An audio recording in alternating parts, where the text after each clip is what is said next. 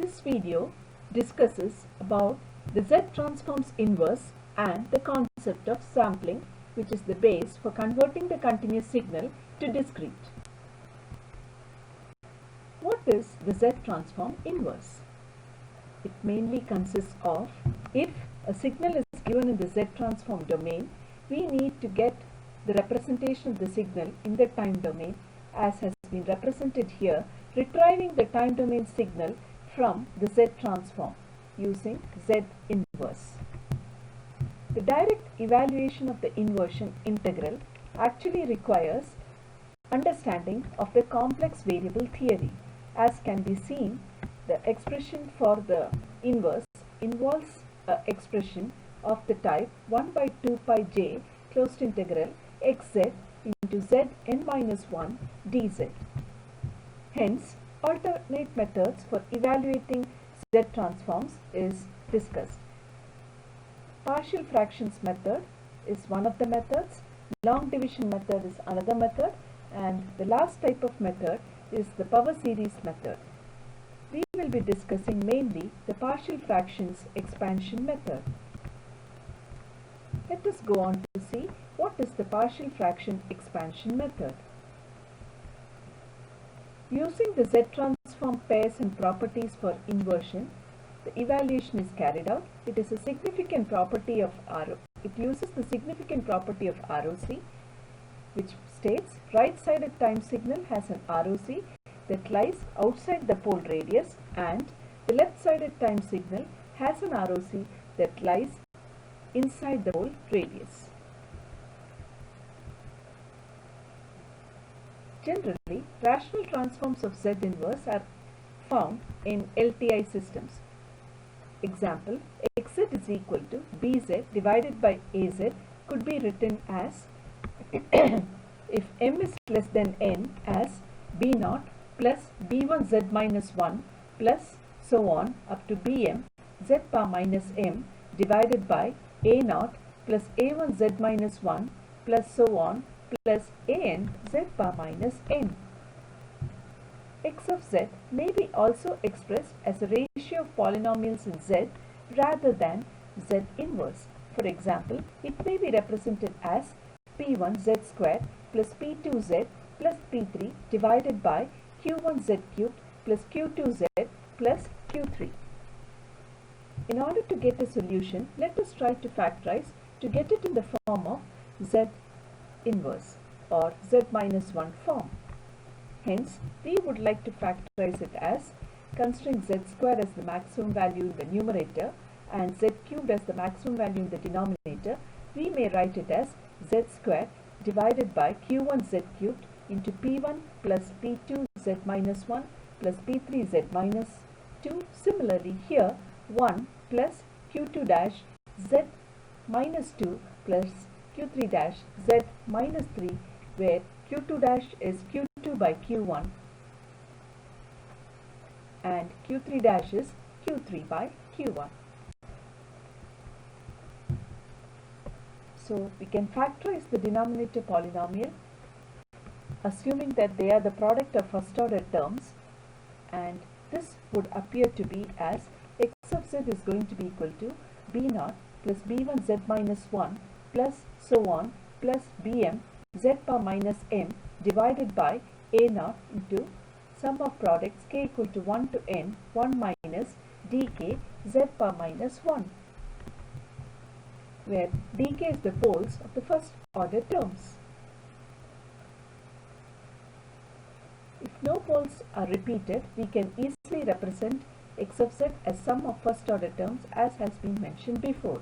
So we could represent it as xz is equal to k equal to 1 to n ak divided by 1 minus dk z bar minus 1, where k is distinct in the sense it is in the form of a1 divided by 1 minus d1 z minus 1 plus a2 1 minus d2 z minus 2 plus a3 divided by 1 minus d3 z minus 1, so on.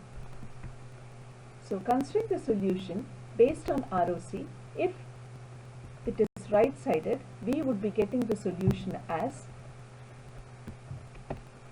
ak into dk power n into u of n, where it is right sided, where modulus of z is greater than dk.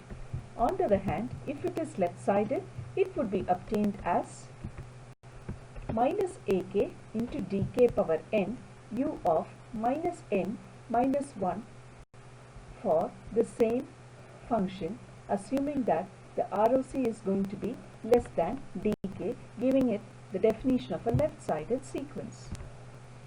Now let us go on to some simple problems to understand the concept of Z inverse. Determine the time domain signal for x of z is equal to z divided by z minus 1 into z minus 2, where modulus of z is greater than 2. Let us go on to this particular problem.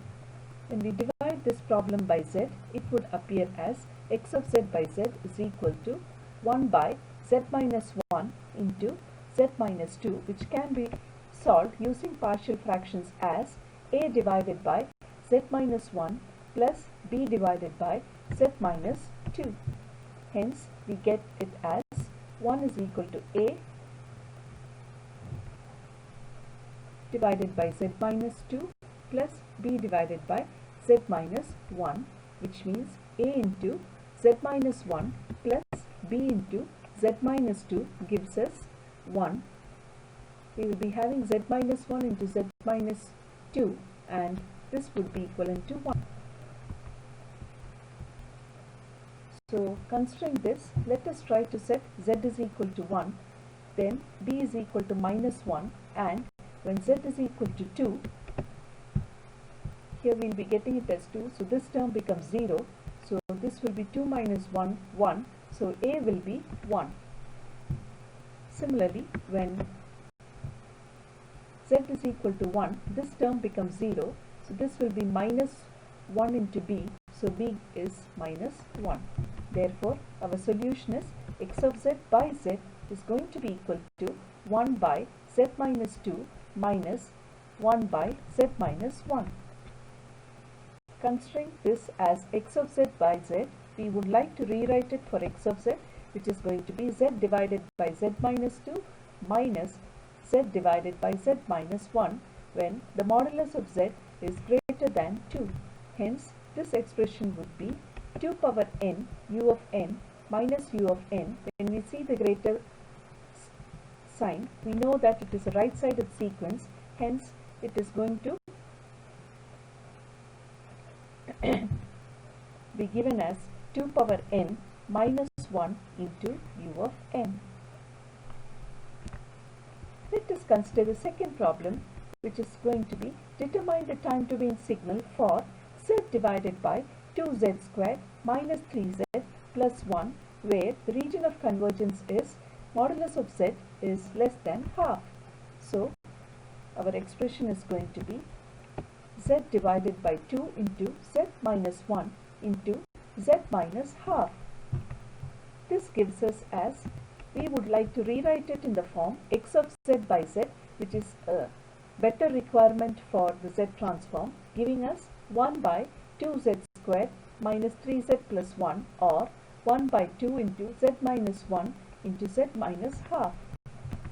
So, we would be getting this as half would be equal to a power z minus 1 plus b by z minus half. Half would be equal to a divided by z minus 1 plus b divided by z minus 1 by 2.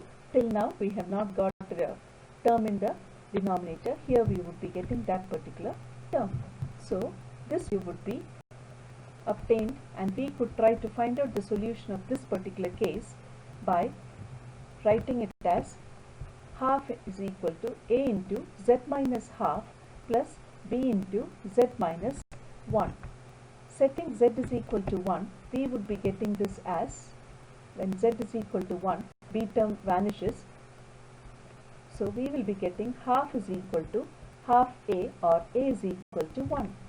Next, let us set z is equal to half, then it would be half is equal to, when it is half, this term vanishes, and half minus 1 is minus half, so b is going to be equal to minus 1. So our solution is x of z by z is equal to 1 by z minus 1 minus 1 by z minus half, or x of z is equal to z divided by z minus 1 minus z divided by z minus half.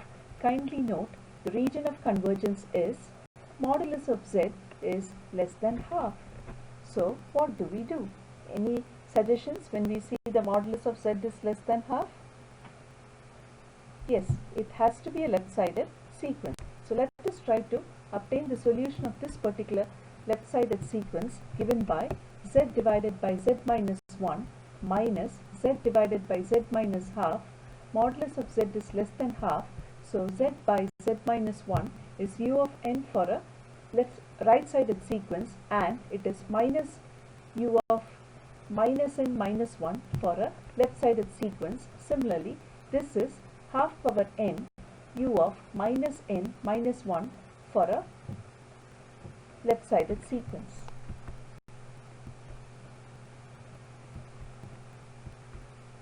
So we could rewrite the solution as x of n is going to be equal to half power n minus 1 into u of minus n minus 1, and we could substitute various values for x of z.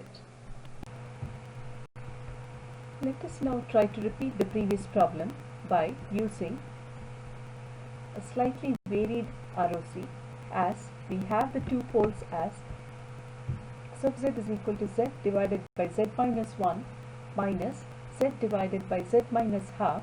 We are aware that the poles exist at half and at 1.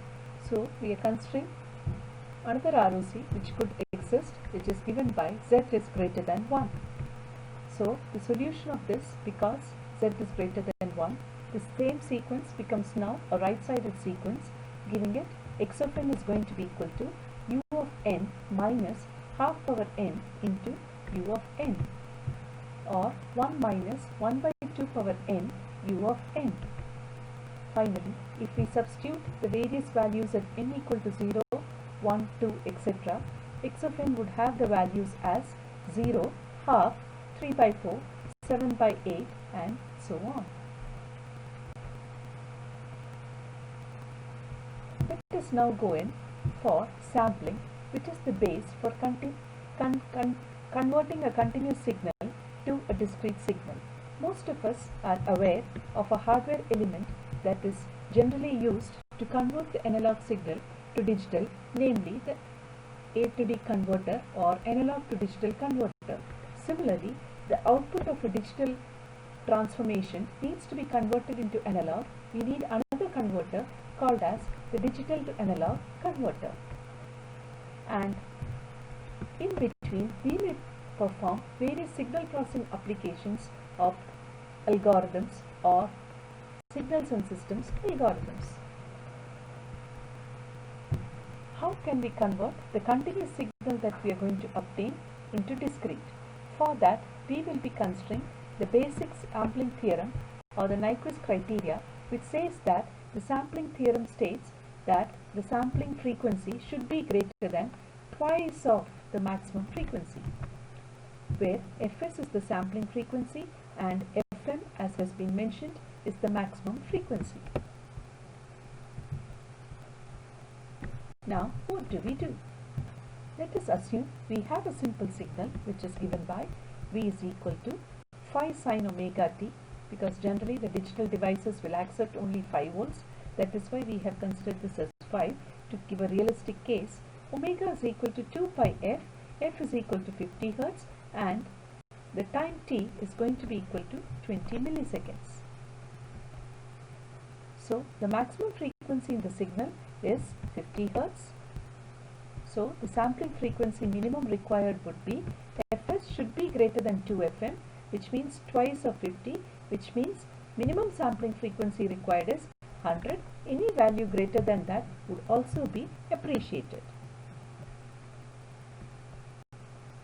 However, generally it has been found that for successful reconstruction, the sampling frequency needs to be, in a practical case, Fs should be greater than or equal to 5 times Fm.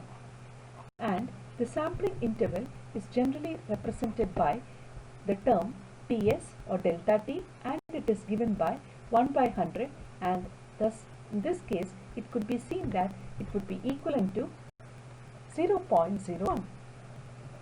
Let us go on to a simple signal where this continuous time signal is shown here as shown in the red. Of course, it is appearing slightly unlike a sine wave because the number of samples are lesser, and we would see that the number of samples are shown here, and the sampling time, or the delta T, is the time between two samples as has been shown here. This is Ts or delta T. We could see the time is given in seconds. It is 0.02, which is an ideal case for a 50 Hz signal, and the magnitude of the signal extends between +10 to -10. And the implementation is carried out as has been mentioned here in MATLAB with 10 samples. And the sampling time considered is 0.02.